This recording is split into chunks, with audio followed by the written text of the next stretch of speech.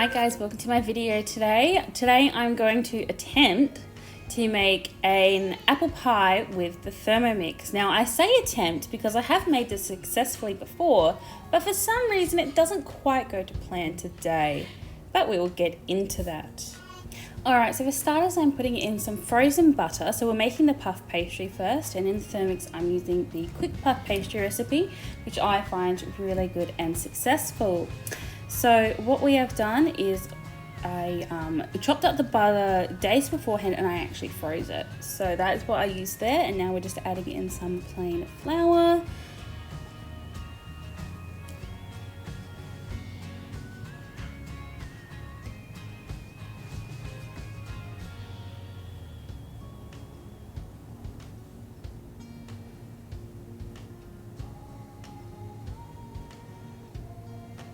Now we're adding in some chilled water, and I went a little bit over, but in my brain at the time I thought that it'll be fine.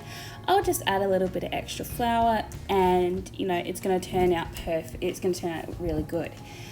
You'll see later on that was one of the many mistakes that I did. Mainly it was just the main one, but I'm just going to say one of many. And because I'm doing an apple pie, I like to add a little bit of sugar to my pastry, just to give it a little bit of extra sweetness. So now we're going to blend that up, and oh my goodness, that was loud. You can even see the Thermomix shaking up. So good thing you muted, because otherwise your headphones would be hurting your ears right now.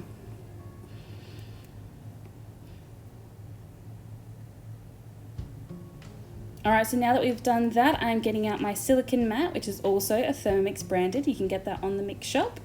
And what we are going to do is we're going to tip it out. And what I do when I tip it out is I actually turn the blades, and it's able to get pretty much all of your dough out at once. As you can see, I was able to get all of it out. It's a nice little hack for you. Now all you do now is you form it into a bowl and make sure you try and get, you know, some air bubbles out, because it was just looked like grated butter for a bit. So then we're going to do it. It is very sticky. I should have realized at this moment that I didn't put enough flour in, because I added the extra water, but I just trusted my gut that it'll be okay once I froze it. I should have known better, especially since I've made this before, but oh well. So now what I'm going to do is I'm going to wrap it up in some Glad wrap. As you see, I'm having some trouble getting it off the board, yet I still did not realize that there was not enough flour. But again, that is my mistake. I'm still just annoyed at myself, because you know, it wasn't ruined, it still tasted really nice, but it causes a lot of issues for me further on, which you will see. Alright, so now I'm getting started on the stewed apples. So what we're doing is going into an apple pie recipe, but with the TM6 what I've done is I skipped to the part where it actually makes the stewed apples, because this part has its own pastry recipe, but I like the quick puff pastry. So I'm just blending it together, scrolling down to where the stewed apples start, making sure I've got all my ingredients ready, which is what I'm doing now. So for prepping beforehand, I'm just cleaning my Thermomix. As you can see the steam from the hot water that I cleaned it with. And then I'm going to start prepping some apples. Now, the main reason I am doing this is because my apples were starting to go off, and I knew that I could either eat 6 apples at once or make a nice apple pie. So, you know, I decided for the nice apple pie, since it's so easy to do with the Thermomix. So that is what I'm doing now. Hey, look at that magic, 1 second away, and it is all peeled. So now what I'm doing now is I'm quartering them and taking out the core. And then what I do after that is I will roughly slice them, and that will allow them to be steamed.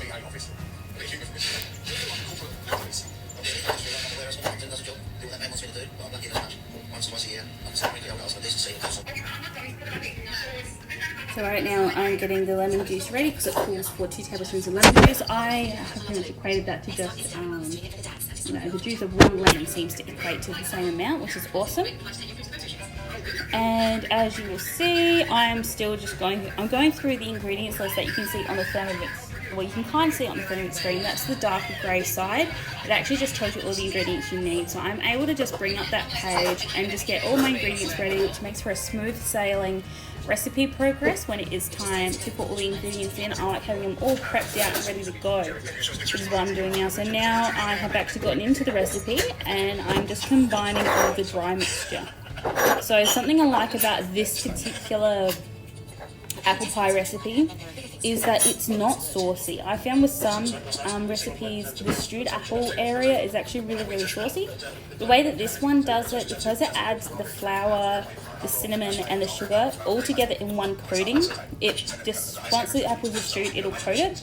And because of the flour, it'll make like kind of like a thick paste, but it's really delicious and good. It's perfect with some ice cream as well. Once you let that soak into the pastry, it makes it really good and cuts out the the heavy butteriness that might be when you might have the ratios wrong, like I did with the water. I am going to keep mentioning it because it was a very silly mistake. I should have known better, and the Thermomix makes it so easy.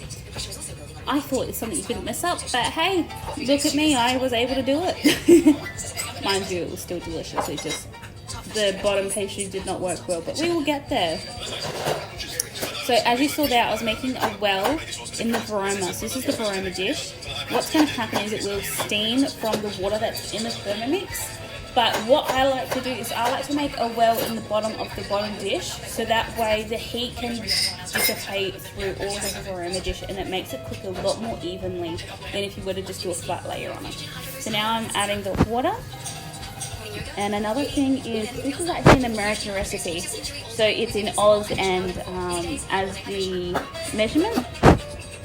But that's alright, because with the self-measuring function of the Thermomix, even though I had no idea what 17.5 Oz is in milk, because of the self-measuring function, I was able to pour it in and wait for it to tell me then.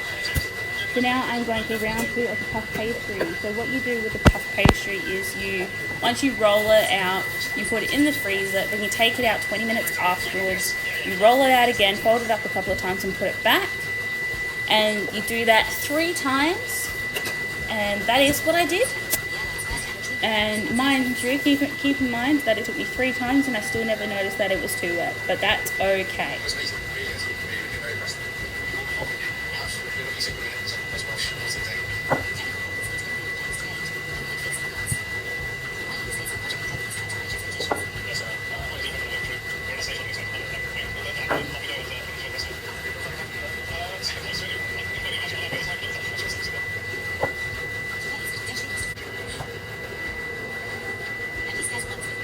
This is the second time I'm doing it, so I put it back in the freezer and took it out again.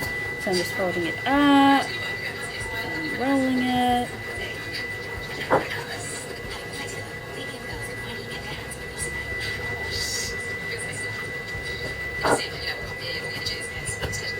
So now what I'm going to do is wrap it up and put it back in the freezer for the last time.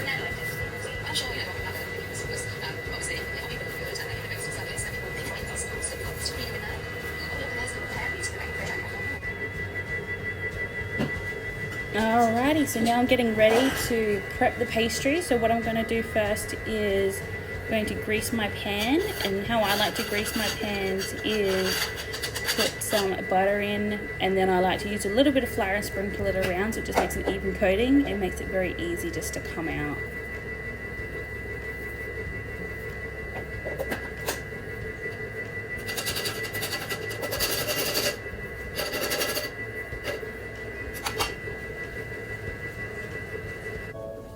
Alright, now the stewed apples are done, or steamed I should say.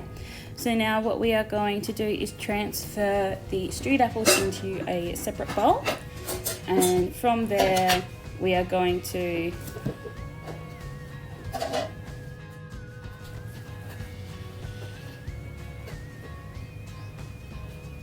Alright, so now we are going to add in the dry ingredients, which is just the flour, the sugar and the cinnamon.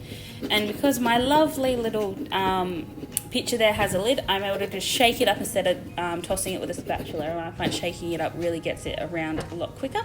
So that's all done. So now I am going to just give it a bit of wipe down because the silicone mat got a little bit wet, and I am just going through making sure that I know what to do. And this brings me to another great feature of the Thermomix TM6 is it actually gives you video tutorials on how to do certain things. So this one is teaching me right now to use the 2 pieces of parchment paper, sandwiching between the pastry, and that is going to help you get a nice even roll. And I find this really, really cool how the TM6 offers video tutorials as well. Alrighty, so this is the pastry. So I'm cutting it in half because I want to do a top and a bottom. As you can see, I'm cutting with actually the opposite side of a spoon. That's because with these silicone mats, you've got to be very careful and not use knives on them because they can cut very easily. So now I am rolling out what I think was the pie base. I have a little toddler that was at my feet afterwards, which is why I'm a bit jumbled, because it's been a whole day since I have filmed this. So I'm just about done rolling it out, and this is when I realized how wet the dough was.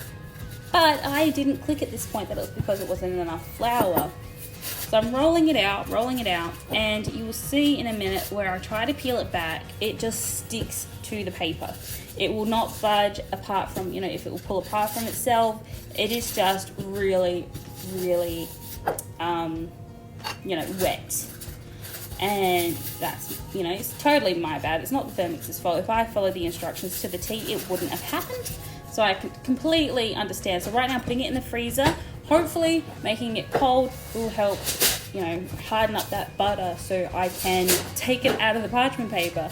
So right now I'm doing the top pastry. Still haven't realized it yet. That's okay, we'll get to it. So I thought I'd be a little bit decorative with this one, and I'm actually using a cookie cutter to try and do a circular pattern, which, we'll get there. So I'm still just rolling it out, and because it's hard, it's cold and hard, so I'm taking a bit of muscles to get it out. It's like an arm workout today with all the rolling that I did with the puff pastry, but that's okay. There you go, your Thermomix has got your exercise sorted.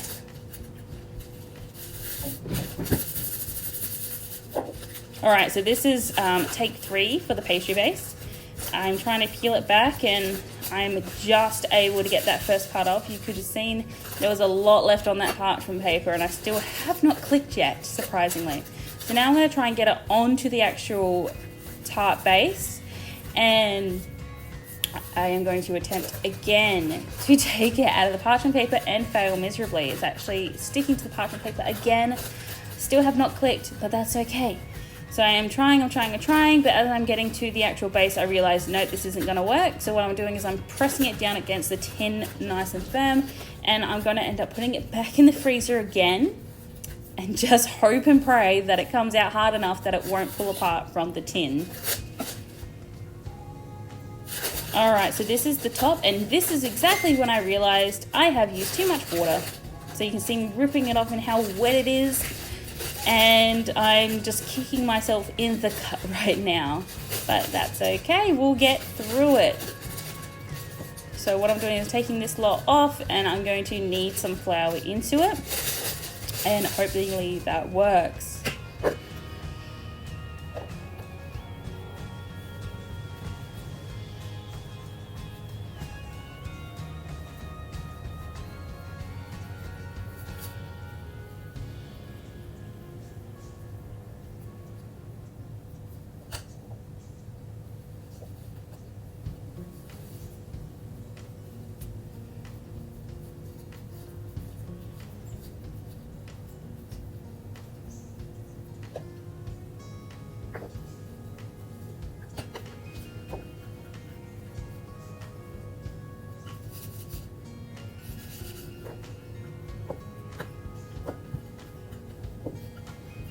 So now that I have got it dry, or not dry enough, but firm enough with the added flour, I'm now rolling it out. I'm going to get a cookie cutter, and I don't have any actual circular ones, so I just have these little floury ones. So I'm just going to do a bunch of little circles that eventually will go onto the top of the pie. Now another thing to note is that around the point that I got the pie crust finished is actually exactly where my daughter woke up, and she's teething at the moment, so I had to be with her pretty much solid 6 hours, which is when I'm filming now that she's gone down to sleep. Because of this, I never actually filmed me putting the filling into the pie. Didn't film it going into the oven. I was only able to get it out because I just had her attached to me, because obviously she's my number one at the moment. So you will not get to see that, but I will have pictures, and as you can see right now, even though freezing it, I still failed miserably with the pie crust. And I'm just thinking to myself, what am I going to do? So I decided there was extra bits hanging off the side that I didn't get rid of. So all I'm doing is I'm taking them off the edges, pressing them into where the gaps are. Luckily there weren't many gaps, it was just that part you can see on the camera. The rest of the pastry was all right, which is good. So that I am doing an egg wash right now to help separate it from the filling once the filling goes in after I pre-bake the pastry. That just helps give a little bit of a seal, so that way, you know, if there is any sauciness, it won't affect it whatsoever.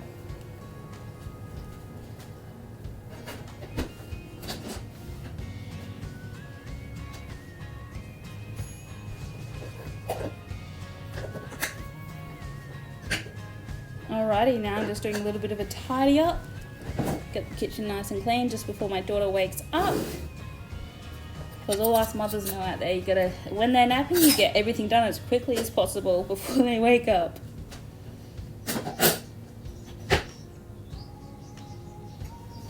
And that is gonna nearly be the end of the video.